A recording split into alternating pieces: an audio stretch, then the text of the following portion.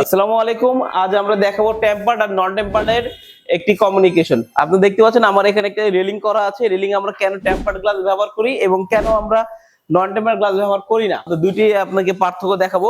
আমরা এখানে একটি এই রেলিং করেছি, দেখতে পাচ্ছেন এই রেলিং 10 mm টেম্পার্ড গ্লাস ব্যবহার করেছি। আপনি দেখতে পাচ্ছেন এখানে আমরা 10 mm টেম্পার্ড গ্লাস ব্যবহার করেছি, প্লাস আমরা এই নব নব ব্যবহার করেছি। দেখতে পাচ্ছেন আমাদের এখানে 304 গ্রেডের সব এসএস নব দেখতে পাচ্ছেন আমার হাতে নন টেম্পার্ড 10 mm গ্লাস আছে। এই দেখতে পাচ্ছেন, আমরা যদি ভেঙে দেখা, এটা দেখতে পাচ্ছেন হালকা একটা টোকা দেওয়ার সাথে সাথেই আমাদের নন টেম্পার্ড গ্লাসটা একদম ভেঙে চুরমার হয়ে গেছে। আমাদের টেম্পার্ড গ্লাসটা যদি আমরা এখানে ব্যবহার করি, সেক্ষেত্রে যে ফেসিলিটি হবে যে দানাগুলো ছোট ছোট হয়ে যাবে। আমি তো দেখাচ্ছি আপনাদেরকে, দেখলে আপনারা বুঝতে পারবেন। দেখতে পাচ্ছেন আমাদের এই গ্লাসটি আমরা ভাঙা মাত্র সাথে সাথে একদম গুড়ি গুড়ি হয়ে পড়ে গেছে। যখন এই গ্লাসটি গুড়ি গুড়ি হয়ে যাবে এবং আপনাদের গায়ে পড়বে, তখন কিন্তু আপনাদের সামান্য শুধু একটু জখম হবে, আর কিন্তু কোনো কিছু হবে না, আপনারা ফুল সেফ থাকবেন।